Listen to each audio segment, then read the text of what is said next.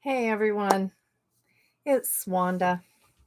I hope you guys had a absolutely marvelous and fantastic Chinese New Year. I spent it relaxed and enjoying myself, kind of just absorbing the energy of 2222, and I hope it was wonderful for all of you. you know, I've been studying metaphysics for over 40 years, and today we're going to talk about training and discipline. The reason I wanted to talk about it is because metaphysics is my discipline. My gifts of spirit are another avenue altogether. But let's just kind of go back a little and get into this a little more fully so you'll see what I'm talking about. We define training as the action of teaching someone the rules or the method or code or behavior that we want um, to see, whether it be you get a new job and they train you. And generally, there's a 90-day training period in which you're expected to get a general understanding of your job. It doesn't mean that 6 months down the road, you're not going to go, oh, I didn't know that one. 6 months is pretty much a good feel for understanding that you've got a basic working knowledge of the job, but in 90 days, they want you to have just the bare basics. If you're not able to, let's say you're working at Dairy Queen and you can't put the little Q up on top of the ice cream to tie off the ice cream drip, which is their signature um, way of doing soft serve ice cream, then they probably are going to wonder whether or not you need to dip it into the chocolate and make a chocolate dipped cone, because maybe you didn't get the ice cream into the cone well enough and you're going to end up with a mess in the chocolate dipped solution. I don't know what else to call it. Anyway, that's just like a really lame example. So I acknowledge that it's a lame example. I don't mind in the least little bit about having that moment in which I don't exactly get everything out really well, really well. So there you go. Excuse me, I've had a little bit of bronchitis, so I'm kind of dealing with that.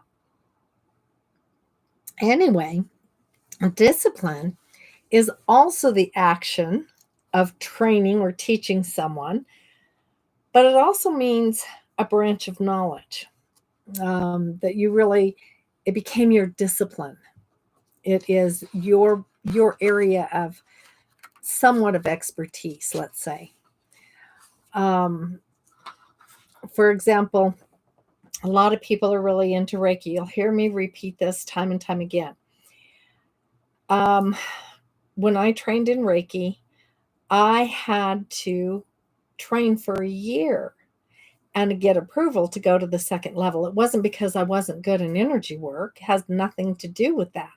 There was a level of understanding that I needed to have. And that first year was about healing myself. It wasn't about healing everybody else. So I had to have that understanding of what was going on with me so that I became a better practitioner. If I understand and I heal some of the aspects of self, then I'm better able not to do that transference thing that we tend to do, or I wouldn't take it personal. So many people get into the healing realm and they want to jump right in and put hands on people. And they end up picking up stuff from their people. And yes, you can teach them to shake it off, but they don't always do it. And that's part of the training. It's always making sure you clear yourself. It's always about being grounded before you go into a session. It's about understanding the foundations that we're trying to create in order to do the best work possible. Now, I know that this may sound like I'm being Debbie Downer, but you know, I see a lot of people going, "Hey, I can get you first and second degree in 2 months, and then you can take your master's another month after that." Okay. But when they're telling you they're gonna do it online, I'm sorry, but that's like trying to kiss your lover online through a camera. It doesn't have the same feel to it. The energy isn't transferring, it's going through the airwaves, and I don't care. I don't care how good they are. Um, it's not the same. It's just not good grounding, it's not good training, and it's not good ethically, because these are things that we go in and we see everybody doing, it doesn't mean it's right. So there's when I was taught in Reiki is that you hold your energy and you hold it with integrity for the person you're working on. That's in level 2. Level 2 is all about really kind of connecting to that energy, letting it flow through you, trusting your intuition, and having done the healing work, you become a clearer channel for the healing. And it's about trusting that you're doing the work that you needed to do. Now, I'm not saying that people who did it in 3 months can't be healers. I'm not saying that at all. I'm saying that, it's they weren't provided the proper foundations. And I can say that because I'm experienced.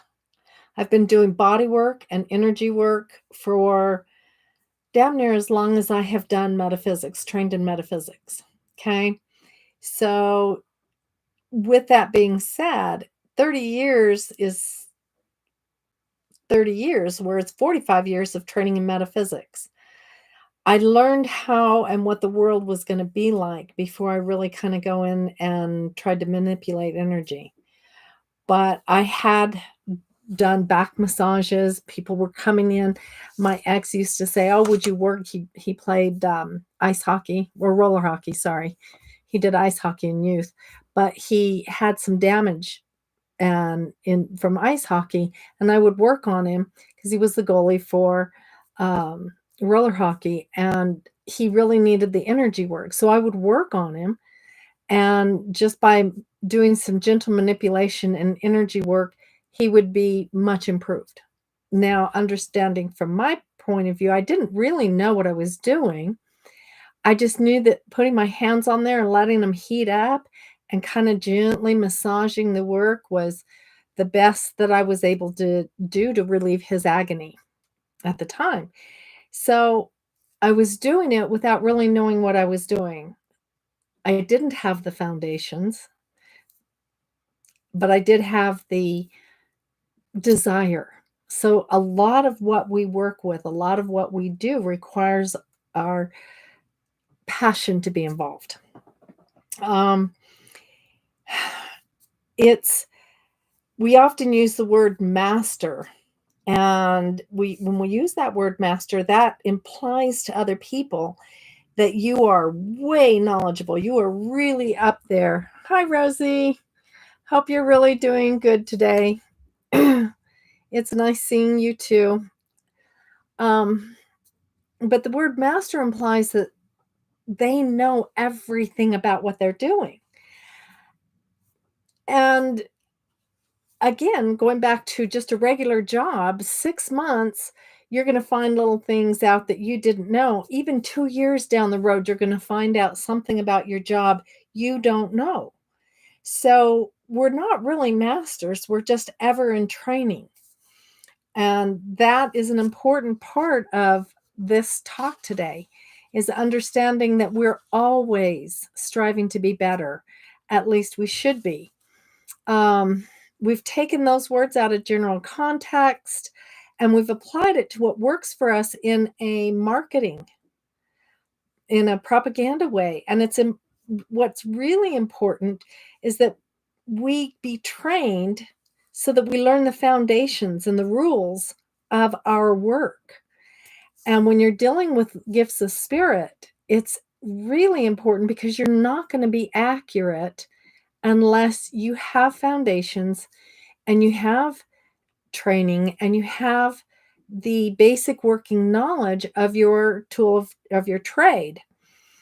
And after you have that, we get to have that deeper understanding, that higher awareness of what we're doing and how we're doing it, and how very important it is for our accuracy in our work.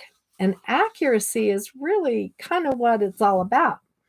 Now, I'm going to tell you, years ago, I'm going to give you a little back history of me. I was a natural psychic medium. Okay. Things just would blurt out of my mouth, and I didn't know where they came from. And I saw spirits. I'm going to say saw, but I really perceived them, because I would catch the glimpse, and they would come forward, and I could formulate the body, I could formulate the awareness. So it is really powerful when we go in and we have those opportunities, that we share those people and we share those things, and we understand that it is an awareness that we must have. It's an awareness that we need to have in the aspect, so that we go in and, sorry, I'm having to report somebody popping up in the comments, and I got to remove their, oh, they removed it. Okay. So, you go live and you get all the nasties. Anyway, but in that when I did this, I also shut down my gifts of spirit. Due to PTSD and some other things, I shut down. So I had to reopen, I had to retrain, I had to reawaken that which made me me. One of the ways I did this is my mom and I got a tarot deck. Well, she did. She wanted to learn to read tarot. She was also into astrology, and my mom did. She studied astrology. That was really her thing. She studied it. She did all the math. She did all the work she could, but she really liked tarot.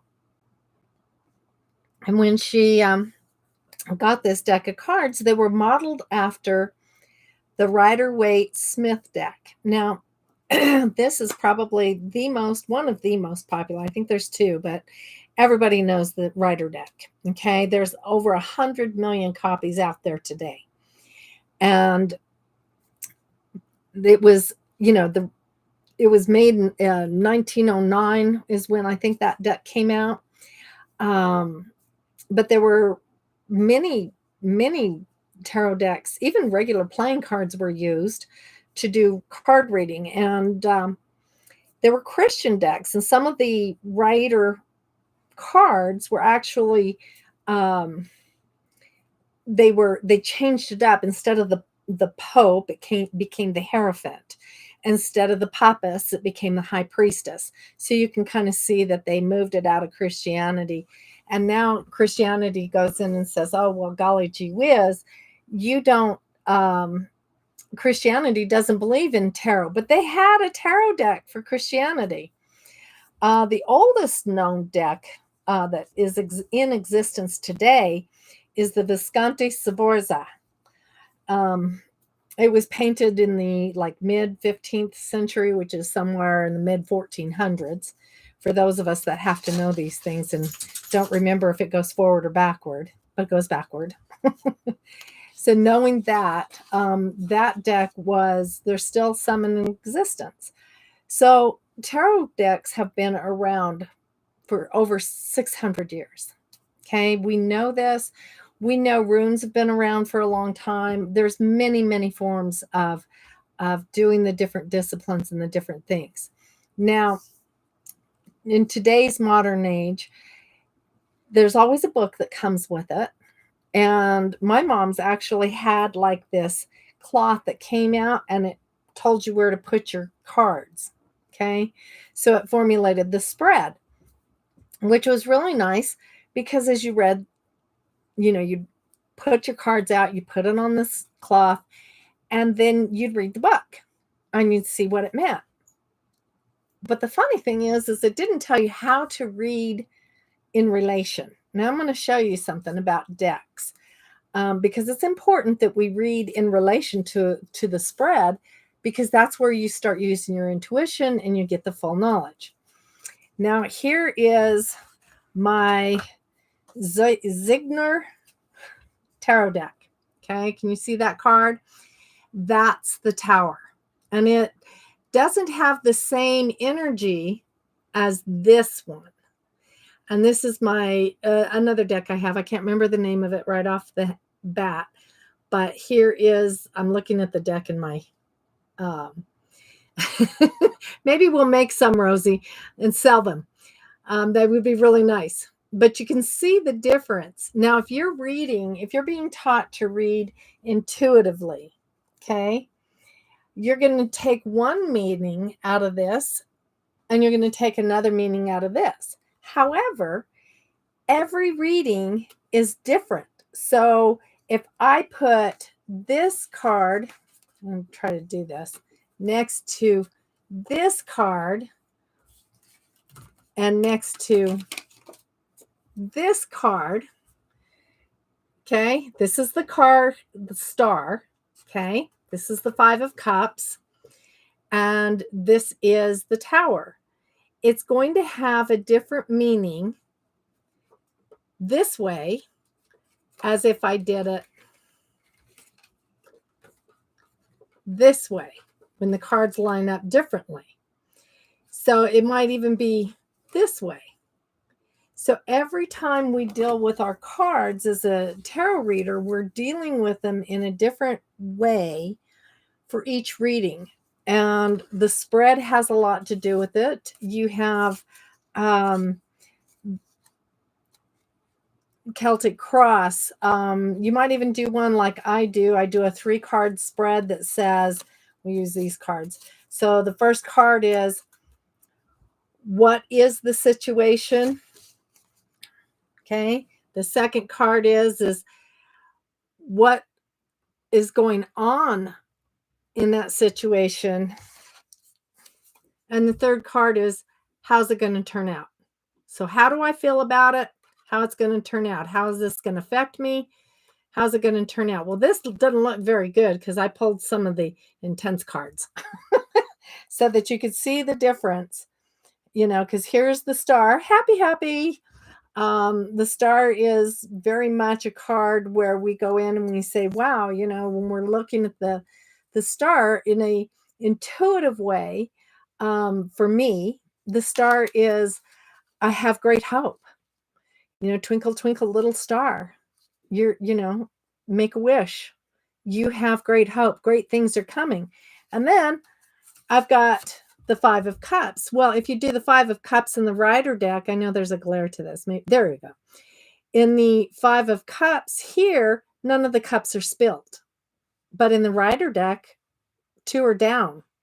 3 are down. 3 are down, 2 are up. Okay. So I could be very introspective, great things coming, and depending on how I'm viewing them, which I have 5 options to choose from. So the interpretation of the cards is as good as your reader. And that's the important thing that we need to remember. I'm very honored to work with 2 very, very, yay. Yes, hope and healing. Absolutely, Rosie. But I cheated and pulled those deliberately. They did come up in my spread. So we're going to leave that to you. I want you up here soon. So the thing is I'm very honored to work with 2 fantastic instructors. Okay. One is Susan. She runs our Albuquerque Tarot Circle, which is online on Zoom, and she takes you as a beginner to advanced. And she is very gifted. There's always something to learn from her. She also does animal communication. She's just amazing. She has a talent for helping you understand what you're seeing intuitively and then telling you what the traditional meaning is. And in your book, every tarot deck is written differently. for training purposes, like my granddaughter is taking the next woman who I just love and adore, Darlene's class. I loaned her, and she'll get it when I die, but I loaned her my Rider Waite tarot deck because it's simple. It's what everybody teaches from in so many aspects, and it's easier for her to start grasping the rules of thumb, the foundations that it will later become, should she become one tarot to be one of her disciplines. So she's learning the foundation. She's learning the universal understanding of those cards. But Darlene is giving a class live at Resonant Essentials, and she's starting another one on Wednesdays in the middle of the month in February.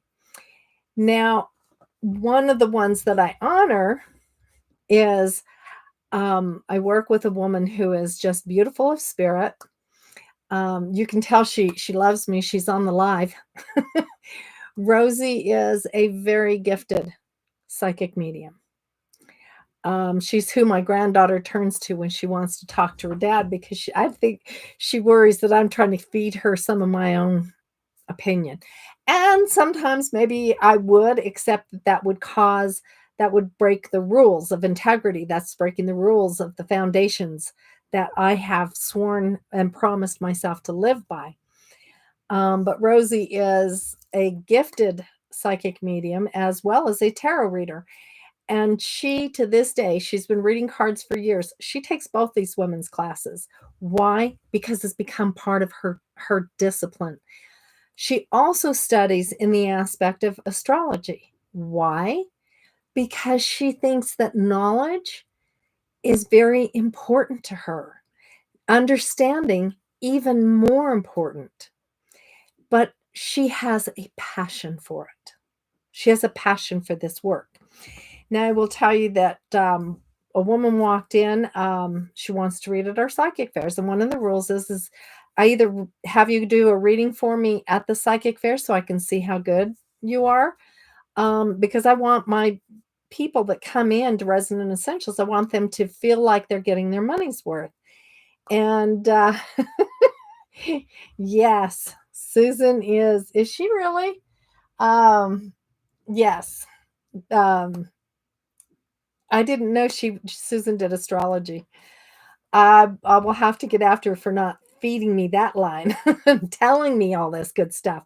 But she's very humble. All teachers worth their salt hold themselves in humbleness. So anyway, this woman came in, and she wanted to read, and I had her come into the center. She wants to do it on a regular basis at our psychic fair. And she cared enough to come in, see the quality of readers that were at the center, and she was very excited to understand, because she wanted to be somewhere that people cared about the work. Okay, and so she's an astrologer and also a tarot reader. Her name is Marcia, and she is newer to tarot than she is to astrology. So, but she cares enough to get into that discipline and really own that. And you're right, Rosie, there is so much to learn. It's empowering. Now, I'll give you another example of understanding the difference between training and discipline. Is a woman that I have. I didn't know what to make of her. She's in my writing class, and it's made of a bunch of us folks that are more into our spiritual awareness on a healing level for self. So she is a shamanic practitioner, and somebody in the group called her a shaman, and she said, I am not a shaman. She stopped him. She clarified right then. She goes, I am a shamanic practitioner. I have the honor of practicing shamanism, but I am not a shaman. I do not call myself that. The reason I loved what she said was because I hear consistently from people about how much a master they are, how much is a oh, Rosie, how did you know that? See, Rosie gets around. Sorry, Max wants to come and say hello to you guys. Here's my little Maxie. This is Mystic Max. He reads tarot too when I stick him in front of the camera in front of a deck of cards. So anyway, going through this, we understand that this woman, she called herself a shamanic practitioner, where I have heard lots of people. There was a group, another friend of mine went and did a training down in Sedona under this woman who said, I'm going to teach you about, there you go. Question answered. Thank you, Rosie. They had they did this weekend course, and they were going to name all of these people that spent $5,000 for this weekend training in Sedona.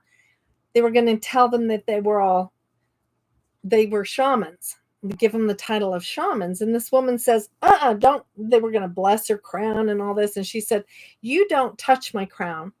I am not a shaman. I came down here to take the weekend course with no intentions of being a shaman. She is a priestess in her own right after 20 years of training, and she was not willing to dismiss her training that she had trained for over 20 years to attain her level of understanding and her title of priestess in her discipline for a weekend course making her a shaman, because she knew it wasn't true. So these are the things that we have to really kind of look at for our own Max, get out. One. So that we can look at for our own understanding, and why it's important to find just the right instructors, to find somebody who really knows what they're doing.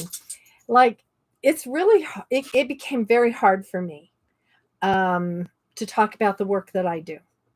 And the reason is because I take it very seriously, and I don't want to be misleading to people.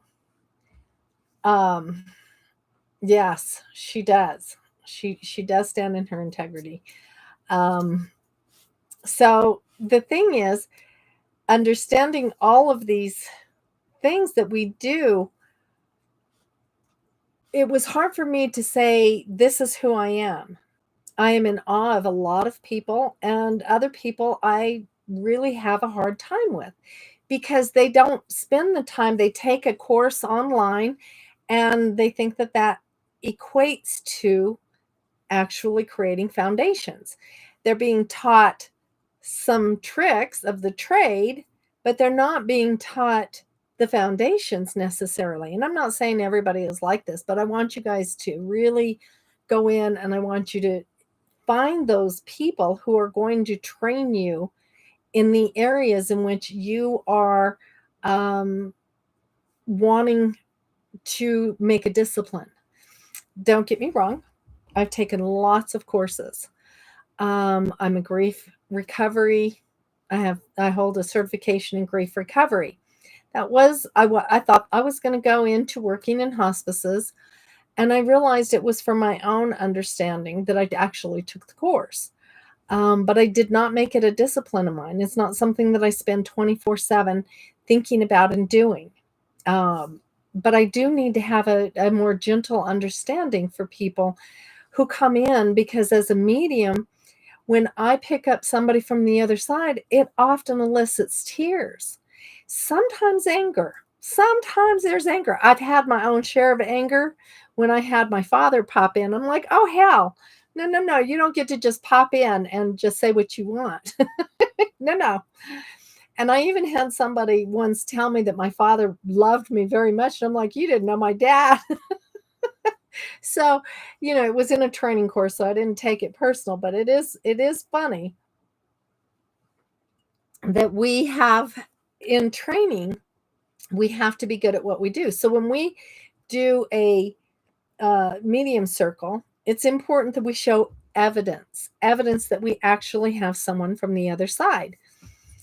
But there's also training to build energy, to hold that energy, to be in our integrity while we hold that energy so that spirit can have enough energy to move somebody through the door. Sometimes we're not feeling spry. Sometimes we're having our own bad days. So it's a big commitment to make our world this passion and um good for dad. Thanks, Rosie. Okay, so it's a lot and we need to commit. So think of it like you graduate high school, everything's good, and you decide to go to college. Well, in college, you have to graduate with a major and you have a minor. So the major is your major focus of study. The minor is what supports that study. So for me, studying metaphysics, I wanted to know all the rules, all the ins and outs. I wanted to understand everything about how the universe works. Now, the reason I wanted to understand it because I wanted to understand how we started Earth, how Earth was created. Why are we reincarnating? Because most people don't ask. They just go, oh, we reincarnate, blah, blah, blah, blah, blah. And they're happy with that answer, but they don't understand why. They don't understand the commitment that we've made to our higher selves. And they don't understand how we got in the loop of reincarnating after we incarnated the first time. I wanted to understand what it meant to hold judgment because truthfully, the person we judge the most is ourselves. So metaphysics became my major. My spirit gifts are supporting that as well as my metaphysics supports my spirit gifts. Now, like I said, I was a natural when I was a kid, but I shut down due to some family drama and some PTSD. So it really took me a long time to really want to reopen that door. Um, it's a very deep and personal commitment, but it was also a struggle. So I started off with understanding. I took a psychic development course that was offered through the UCHS. I had already studied for a year with them on metaphysics before I even opened the door for my psychic. I didn't think that it was as important for me at that point in my life as healing myself through the understanding of higher consciousness.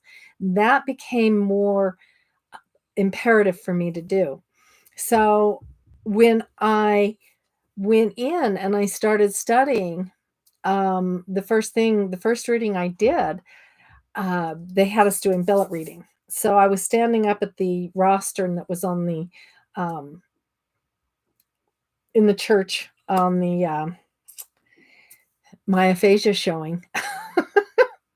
I'm not making fun of other people. Believe me, I got my problem due to a brain injury. Um, the podium on the lectern that's up on the place where you give sermons, and the word escapes me, but you know what I'm talking about. Anyway, the only thing I could feel was this immense heat coming up from my tailbone and blowing up my head. I was drenched in sweat. My kundalini went phew, and straight up, and I was just shaking. And all I could say was, is I am so hot. This is so intense. Oh my gosh. And the instructor for the class goes, oh, that's his kundalini you're picking up on. It wasn't. But she didn't want to admit. I went in and I was training under one minister. And this other minister didn't like that minister. So I was training under a minister, not her, but taking her class. So she was not too desirous of me having success. Let's just put it that way. And but it was amazing. It was just the heat kept going and going and going. It was like I knew something was going on within me. And all of a sudden things started clicking again, and it became easier to do readings. And remember, I had already gotten the tarot deck with my mom by this time. It was before I even went into the church. And, so I had learned from a book, but I didn't learn how to correlate the meanings from that book in relationship to the spreads. It tells you what the spread is. Like, the where you find yourself today is the first card in the Celtic cross. What's crossing you up is the second card. What's outwardly apparent or hanging over your head is the third card. The fourth card is the foundation. Fifth card is what's moving out. So understanding all of these things, going through the entire spread, that was kind of like how I had to look and learn. But that didn't mean that my intuition for my mediumship was that active either. So what I'm trying to say is that you can learn from a book and you can study and train, but it's when you study and train with somebody of great integrity and that will hold you in that space. I'll give you another example of having the instructor who really wasn't standing in her integrity. I was giving a direct reading to someone, and I described this scene that I was perceiving in my mind's eye.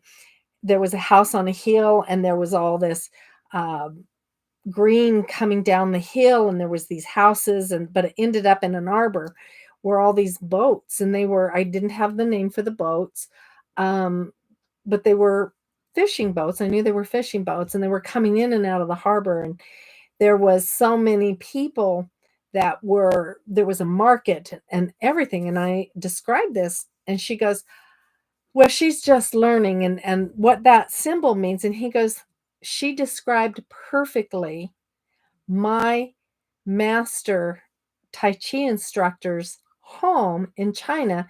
And I had been debating on whether or not I needed to go back and do some more training. And she answered my question just fine.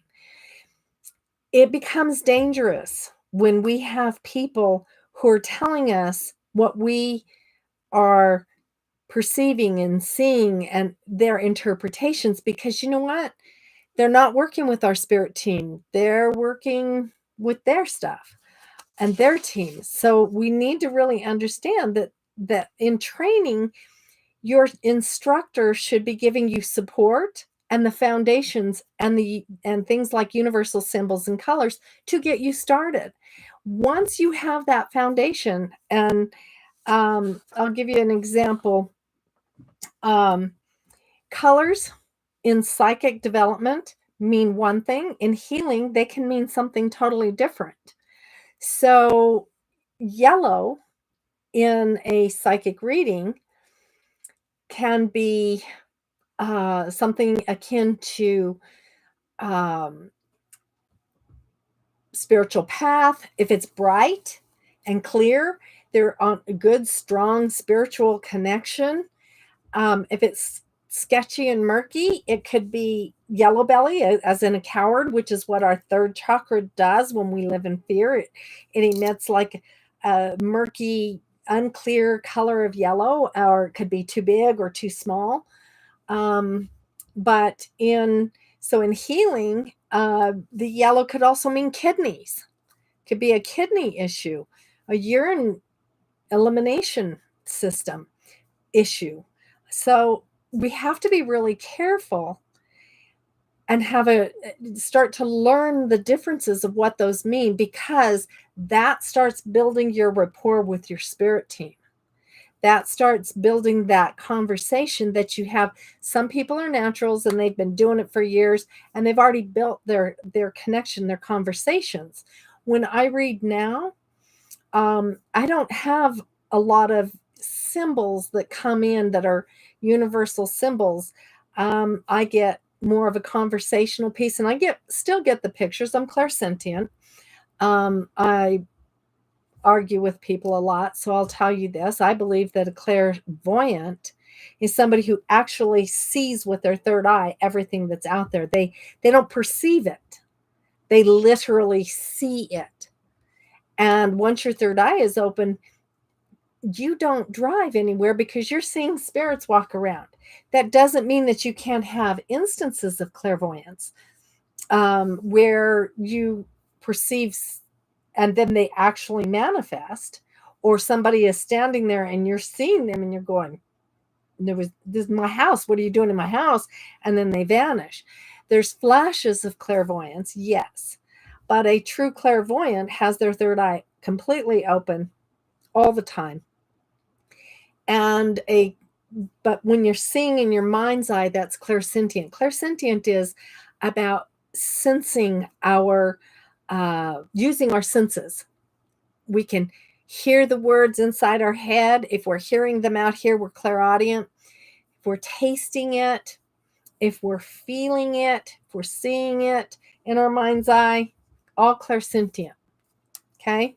So those are the things that we work at training and understanding in order to get those foundations of understanding so that you can start working at truly activating your third eye and truly opening it up so that it becomes more powerful and you start have that connection. Because there's, as far as the chakra itself is concerned, there's a different reason for your sixth chakra, your third eye, for the simple fact of what you're actually seeing and what the connection is in a chakra level. Now, another reason it's important to understand universal symbols and colors is as a psychic medium. Okay, a psychic might get the symbol of a cobblestone path. Okay, and it's real smoothed out. There's no missing cobblestones, and they're stepping in a situation with silver shoes. Okay, so that could be they could be wearing all gold. I'm giving an instance so you can I can show you how to interpret the universal symbol aspect. So gold is a very high spiritual color, but in a psychic reading, it means bringing something in from a past life. From a universal symbol standpoint, it can mean lots of different things once you develop your psychic language. But to start with, it's very important to get those foundations done. So you have the bringing something in and you're stepping in silver shoes on a cobblestone path. This is something old because cobblestones were from the mid 14th or 15th, mid 15th century. And it is, but there was also, so it could be something you're bringing in from, you're walking down this very smooth path and there's not a lot of holes in it. So it's going to be smooth sailing to develop your psychic gifts from that you're bringing in from other lives. If you're a psychic medium, that's when the knowing when cobblestone paths were made, which was mid 15th century in the 1400s. So what is the person wearing? And is this an image of them? Is this an image of a spirit teacher? Or is this an image of some great grandparent that has deep wisdom for them? So, and what year it is. So when you're doing your mediumship skills, you have to be able to say, this person is coming in and they are offering a bouquet of flowers to you. They're really sorry for leaving you.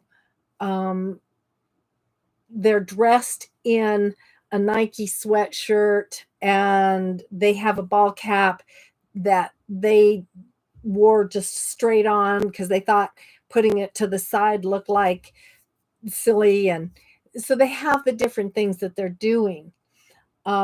Yes, Rosie, you're right. Studying and training. This is one of the persons that does the most studying I've ever seen. Rosie trains and studies with very high level people. But so you have to be able to, as a medium, you have to be able to give evidence of who this person is. Sometimes their name will come in. John Edwards was really good. It starts with a J, and I'm filling it over here. And he was very good working with his spirit team. And often people mocked him, but he still did his work. He didn't let it stop him. He doesn't stop because he knows how important this work is. People find the mystic portion of our spirit gifts intriguing and thought-provoking and powerful. So in that aspect, we have to understand that we need to be as accurate as possible. And it requires training. It requires sitting still and being in our integrity. It requires commitment to our higher passions. It requires us not to let our ego get involved. Even though every once in a while it's good to hear, hey, you know what? Thank you for bringing in Uncle Charlie. You know, I've been feeling guilty because I didn't make it to his bedside before he passed. But these are the things that we work on to make it our discipline. These are the things that we should be looking at and making that commitment. We should be training to create the foundations. And then that's when we figure out if this is going to be part of our discipline, part of our world in which we have to create our disciplines. Our ego can sometimes get involved in this. So can our finances. People worry. They think, oh, I gave up my job so I could do this for a living. And it's like, don't give up your day job. Don't, because it can be overwhelming to cast all aside and make this your full-time commitment. It's very difficult for us to stand in our integrity. But more importantly, it's very important that we make that commitment to be as accurate as we can for the people that we're reading for. I saw somebody, this is one of my pet peeves with social media. I'm not really fond of this behavior. I see this woman on TikTok. I say this all the time. I like the animals. I do. It's like, yeah, I know some people read Playboy just for the articles, but I really do like the animal TikToks because I think people have some of the best animals. And I need some levity and laughter in my life. So every once in a while, I come across this woman and she's constantly telling people what a good medium she is. And then she's always talking about how she went to so and so and she said, "Do you believe in mediums?" "No," the person replied. "No."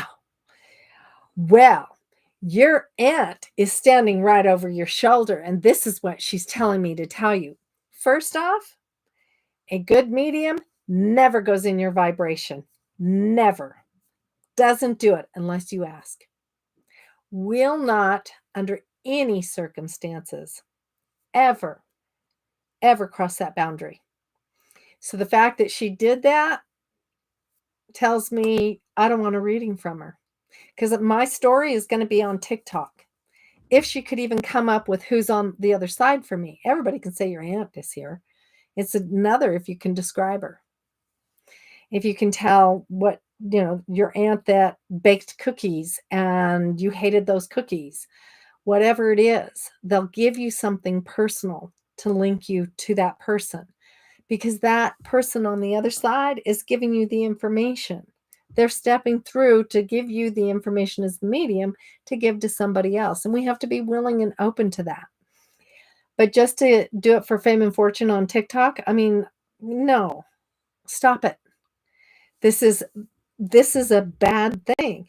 I have no problem with people doing the tarot readings. I have no problem with people offering readings on TikTok. I have a problem when you're telling people about somebody else's reading. People that get on, if I was doing readings right now and you wanted me to pull a card, which would be fine, I'd be happy to. If you want me to do a card reading for you, you have a question, I'm happy to answer it for you. The fact that you're on a public platform, you understand that going into it. You're not having a private conversation and then they bring it and betray your trust and bring it to TikTok to make themselves look good. Ego needs to go in this work. It's just not good. Now, if you're looking for instructors, I want to tell you some of the characteristics of a really good instructor. They're teaching from their discipline. They're teaching you from one of their disciplines. In other words, they know about what they're talking about. True instructor will tell you the right way that to do it, and will correct you if you're doing it the wrong way. They'll help you see the right way. If you're struggling with it, like, good God, it's a good thing I'm not an astrologer, because that's way above my pay grade. Okay. There is so much information in astrology that I know enough to be dangerous to myself. I would never bring it to somebody else's table. I would never sit you down and say, well, when the sun is conjunct Mars, or I don't even know if it can do that. That's how dangerous I am. Okay, so I leave that to experts, which we have one at the center, Johanna. Hopefully she'll be up here doing weekly forecasts for you soon. But they're going to help you come into your own power. They're not going to sit back and go, well, that's not what that means. Like the woman did to me when I was doing readings. It was not okay what she did. She was interpreting things that she didn't have any right to interpret. An instructor will stand by and say, okay, now give me more. Give me evidence. Give me this. Show me that. What do you feel? What's it mean to you? How is this linking to what you're seeing? They will ask you questions so that you make the links to what you're doing.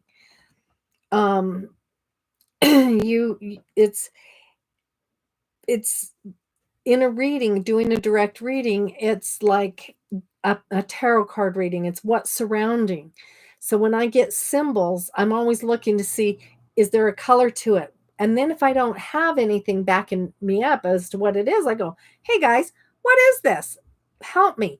Because when you're doing a psychic reading, you're going into that person's vibration. Your spirit team works with you on mediumship, but you're gathering information. So you're actually asking the person that you're reading for to kind of give you more information. What is this about? Show me more. Let me see more. Where are you going with this? What's happening? So they'll help you find those answers. They'll help you find that strength. Okay? Because what's going on around a situation is how you'll be able to tell them what's happening. The other thing I want to tell you is your instructor is going to tell you practice, practice, practice. Okay?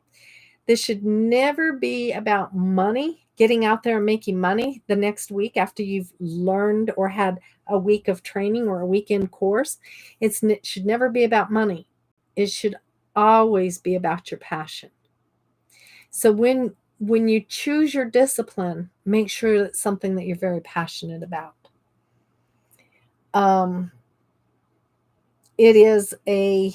You're right, it's a breach of integrity and ethics to go into somebody's vibration. And it's horrendous what people do. We need to understand and be empowered by what we're offering our world and what we have going on. So when you decide that this is something you want to train in, you want to find instructors that are going to be true. They're going to be committed, and they don't just charge you an arm and a leg for a weekend course with no backup. It's a true gift to be able to teach someone, share your knowledge, because a true instructor will tell you, there is not one class I have ever given that I haven't learned something from one of my students. When they get even better, then you can take a class from them, because we're opening to our own gifts of awareness. And when we choose to make something our discipline, then we can go in there and we can have what it takes to. There's people that are such great psychic mediums that to study and train with them is an honor. But they have, to have the humility to teach is a very key component. They're not saying, gee, I am the end all be all and you can only go to me. They're not going to make you a shaman in a weekend. So think about it. Understand that training and discipline go hand in hand. Training is your 90 days. Discipline is a lifetime of study. From my heart to all of yours, bye. Love each and every one of you. Rosie, thank you. Thank you. Thank you for being here today. I will see you all soon. Bye for now.